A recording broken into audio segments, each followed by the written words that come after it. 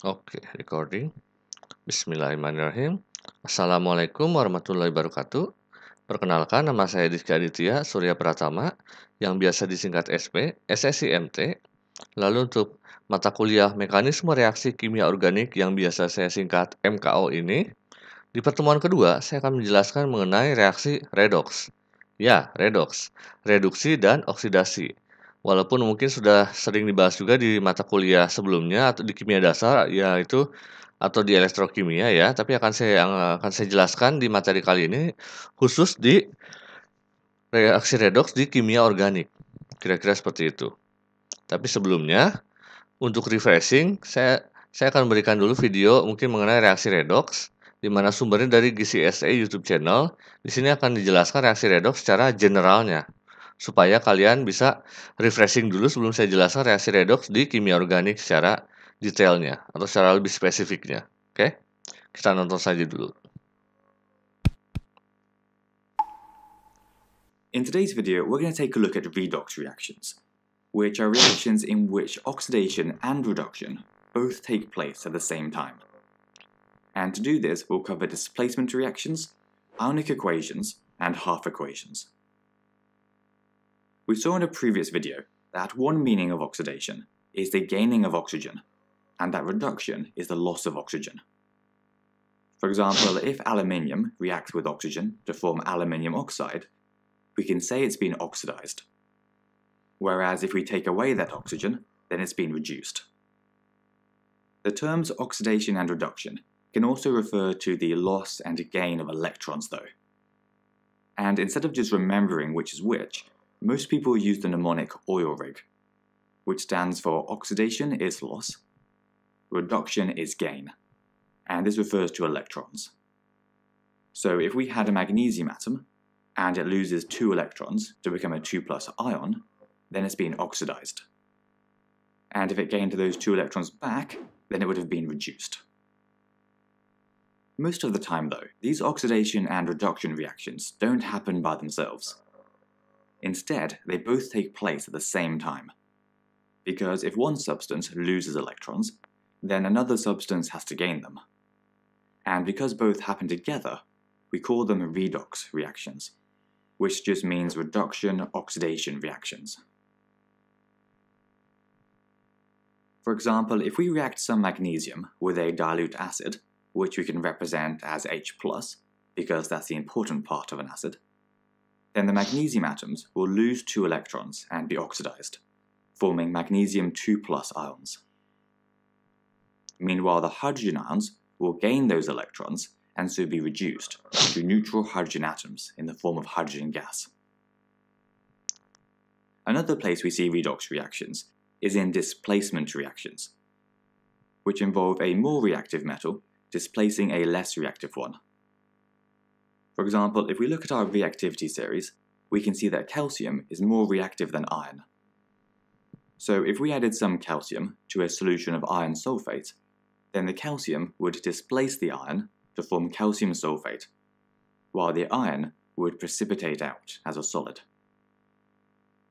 For reactions like this, it's sometimes useful to write them as ionic equations, in which we only show the particles that actually take place in the reaction and change in some way. For example, if we showed everything here as ions, we can see that the sulfate ions stay as SO4 2- ions. They don't actually change or take place in the reaction by exchanging electrons. Because of this, we call them spectator ions and get rid of them from our equation. And what we have left is the ionic equation. We can actually break this down even further though, by writing individual half equations which show the gain and loss of electrons for each of the elements involved. To do this, we first copy the ionic equation, but only for one particular element. So for calcium, we would write that a neutral calcium atom goes to form a calcium 2+ ion. Next, we need to add our electrons to make the charges balance. As the calcium atom loses 2 electrons, we can think of the calcium ion as one product, and the 2 electrons as another product. So we put +2 electrons on the right-hand side. Then for iron, we showed the iron 2 plus ion going to form an iron atom. And then again, think about our electrons. This time, the iron ion gains 2 electrons, so we place the 2 electrons on the left, because they have to combine with the iron ion. Whenever you do these half equations, just check that the overall charge on each side balances. For example, in our iron half equation, we can see that on the left we have a 2 plus charge and 2 1 minus charges, which add together to make 0. And on the right, everything is neutral, so also 0. If you ever find that the overall charges on each side aren't the same, then you've probably put your electrons on the wrong side. Anyway, that's all for this video. So if you enjoyed it, then please do tell your friends about us, and we'll see you next time. Oke, jadi itu sekilas ya mengenai reaksi redoks secara garis besarnya, secara generalnya. Tapi yang akan saya jelaskan di sini adalah reaksi redoks di kimia organik.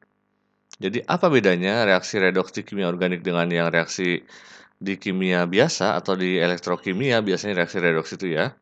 Jadi dalam kimia organik itu reaksi redoks, yaitu reaksi reduksi dan oksidasi, merupakan reaksi yang sangat umum.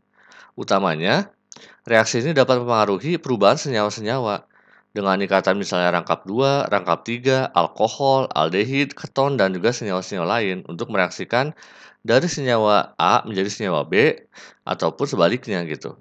Dibutuhkan reaksi redoks ini, reduksi dan oksidasi. Nah, dalam kimia organik itu fokusnya lebih ke ini perbedaannya untuk reaksi reduksi dan oksidasi. Untuk reduksi itu adalah reaksi antara suatu senyawa dengan hidrogen. Sedangkan kalau reaksi oksidasi itu adalah reaksi suatu senyawa dengan oksigen. Jadi kalau di video sebelumnya kita fokusnya ke apakah si senyawa itu bertambah atau berkurang elektronnya. Kalau di sini kita lihat dari reaksinya dengan apa? Kalau dengan hidrogen itu namanya reaksi reduksi, kalau dengan oksigen itu namanya reaksi oksidasi. Simpelnya seperti itu untuk reaksi reduksi di kimia organik. Kepencet ya. Oke, next. Nah, contoh reaksi reduksi di kimia organik itu adalah seperti ini. Jadi, reaksi reduksi adalah reaksi antara suatu senyawa dengan hidrogen, seperti yang saya jelaskan tadi. Di reaksi reduksi ini, hidrogen yang dipakai itu tidak hanya hidrogen bebas, tapi juga hidrogen dari sumber lain. Jadi intinya ada hidrogen di lingkungannya, itu bisa juga bereaksi di kimia organik ini. Jadi reaksi ini biasa juga dikenal sebagai reaksi hidrogenasi. Banyak terjadi dalam sistem biologi, tapi biasanya kalau reaksi seperti itu adalah reaksi reduksi di enzim, sistem enzimnya. Contohnya, ada senyawa propuna, CH triple bond CH3. Kalau ditambahkan H2 atau hidrogen di sini atau mengalami reaksi hidrogenasi dengan bantuan senyawa nikel misalnya, dia akan memutus triple bondnya menjadi double bond, menjadi H2-nya masuk ke sini satu dan masuk ke sini satu sehingga menjadi CH2 double bond CH3 menjadi propena. Jadi ini berubah dari yang asalnya triple bond propuna alkuna menjadi alkena atau double bond. Kira-kira seperti itu untuk contoh reaksi reduksi di kimia organik. Sedangkan, kalau satu lagi yaitu oksidasi di kimia organik, itu yang seperti yang dijelaskan tadi adalah reaksi antara suatu senyawa dengan oksigen. Di mana di reaksi oksidasi ini, oksigen yang dipakai juga tidak hanya gas hidrogen bebas, tapi juga bisa oksigen dari sumber lain, seperti misalnya dari suasana asam, itu kan ada oksigennya, ataupun suasana basa, dan juga dari sumber lainnya.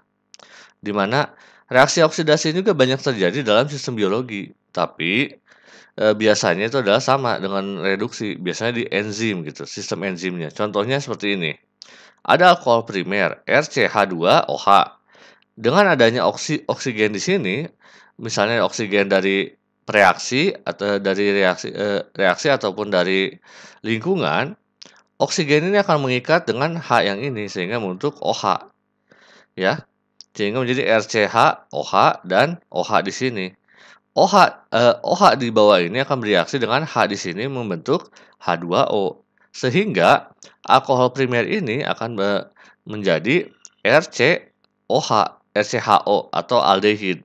Jadi dari awalnya alkohol, dia akan teroksidasi menjadi aldehid. Dan menghasilkan ekses atau produk sampingnya adalah H2O ini. Itu kira-kira untuk reaksi oksidasi di kimia organik. Biasanya, nah ini, kelebihan maaf. Enggak benar. Sorry. Oke, ya. Jadi untuk oksidasi pada alkana dan alkena itu biasanya sulit dioksidasi kalau dengan oksidatornya lemah atau yang agak kuat. Harus dengan oksidator kuat gitu. Kalau misalnya AKMNO4, biasanya ini oksidatornya kurang kuat. Dan dia akan mudah dioksidasi oleh oksigen apabila dibakar. Jadi kalau dibakar itu oksidasinya akan lebih mudah terjadi. Di mana di sini akan muncul kalau keluar panas dan cahaya dari reaksi pembakaran atau percikan api. Contohnya, metana apabila ditambahkan oksigen akan menjadi CO2 plus 2H2O plus 211 kilokalori per mol. Jadi ini reaksi pembakaran sempurna ya. Atau propana ditambah 5O2 menjadi 3CO2 plus 4H2O dengan hasilnya adalah kalor 526 kilokalori per mol. Oke. Kalau misalnya di alkena itu akan menghasilkan keton dan asam karboksilat di mana ada CH3, CH3, double bond, CH, CH3.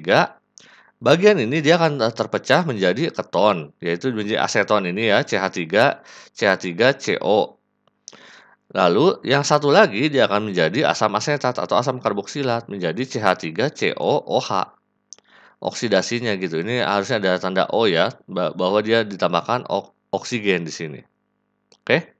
Itu kira-kira untuk sifat atau ya ciri khas pada oksidasi di alkana dan alkena. Hasilnya akan menjadi seperti ini gitu kira-kira. Nah, sedangkan pada alkohol itu biasanya enggak mempunyai ciri khas dapat digunakan untuk membedakan struktur alkohol apakah itu primer, sekunder, dan tersier. Ini primer, ini sekunder, dan ini tersier. Contohnya, etanol itu kan primer ya. Ditambahkan CrO3, dia akan menjadi asetaldehid. Lalu kalau ditambahkan lagi CrO3, dia akan teroksidasi lebih lanjut menjadi asam asetat. Jadi bisa teroksidasi 2 kali gitu ya. Menjadi aldehid dan juga menjadi asam karboksilat. Bagaimana dengan alkohol sekunder? Misalnya 2-propanol, ini kan sekunder ya, OH-nya di sini. Lalu ditambahkan CrO3, dia bukan menjadi aldehid tapi menjadi aseton atau keton gitu. Jadi beda hasil reaksinya antara alkohol primer dan alkohol sekunder. Nah, bagaimana dengan alkohol tersier? Ternyata kalau alkohol tersier, misalnya tebutanol yang tersier ini, ditambahkan CrO3, dia tidak teroksidasi. Jadi bisa kelihatan, kalau alkohol primer dioksidasi dia akan menghasilkan aldehid dan juga kalau lebih lanjut akan menghasilkan asam karboksilat. Kalau yang sekunder dia akan menghasilkan keton, kalau yang tersier dia tidak akan teroksidasi. Itu kira-kira perbedaannya, oksidasi di alkohol primer, sekunder, dan tersier. Atau bisa juga digunakan untuk mengidentifikasi alkohol ini primer bukan, sekunder bukan, atau tersier dari hasil reaksinya ini gitu. Oke. Next adalah, nah ini oksidasi biologis pada etanol. Misalnya etanol pada sel hati ya. Dia akan mengalami oksidasi secara enzimatis menjadi etanal atau asetaldehid. Di mana etanal ini akan menjadi ion asetat dan akan bereaksi dengan koenzim A gitu. Nah, sehingga mengalami reaksi esterifikasi menjadi asetil koenzim asetil CoA. Ini reaksi yang terjadi dalam tubuh gitu, pada metabolisme tubuh. Contoh oksidasi pada kimia organik atau biokimia sih masuknya. Tapi tetap saya jadikan contoh di sini. Nah, itu kira-kira untuk oksidasi. Berikutnya adalah reaksi reduksi. Contohnya reduksi pada keton. Reduksi pada keton di kimia organik akan menghasilkan alkohol sekunder. Jadi kayak tadi, kalau misalnya alkohol sekunder dioksidasi menjadi keton, sebaliknya kalau direduksi keton direduksi, dia akan menghasilkan alkohol sekunder. Reduktor yang biasanya digunakan adalah NaBH4, natrium borohibrida, Na+, dan BH4-, atau LaLH, LiALH, litium, aluminium, hibrida, Li+, AlH4-. Contoh reaksinya seperti ini, ada CH3CO double bond CH3, ditambahkan LiAlH4, ditambahkan H2O dan H+, dia akan menghasilkan CH3COH, CH3CH. Jadi yang asalnya double bond di sini dia akan menjadi alkohol atau tepatnya di sini alkohol sekunder karena mengikat di posisi atom sekunder ya. Kira-kira seperti itu contohnya. Atau biasanya kalau pada asam karboksilat, nah ini juga sama. Kalau tadi kan alkohol dioksidasi secara 2 tahap, untuk alkohol primer dia akan menjadi asam karboksilat. Nah, kebalikannya kalau asam karboksilat direduksi, dia akan menghasilkan misalnya CH3, CH2, COOH plus H2 ditambah LiAlH4-. Dia akan menghasilkan ion propoksida dulu ya. Sebelum jadi dari ether menjadi ion propoksida, lalu ditambahkan H2O ini, dia akan mengambil H+ dari sini menjadi OH, sehingga dia akan menjadi alkohol primer atau di sini CH3, CH2, CH2, OH, 1 propanol. Itu kira-kira gambarannya untuk oksidasi dan reduksi pada kimia organik. Reaksi-reaksi, contoh-contoh reaksi yang bisa saya jelaskan di materi ini. Oke? Itu saja mungkin yang saya jelaskan di materi ini. Terima kasih banyak. Jangan lupa klik like, komen, dan juga subscribe channel ini ya. Wassalamualaikum warahmatullahi wabarakatuh.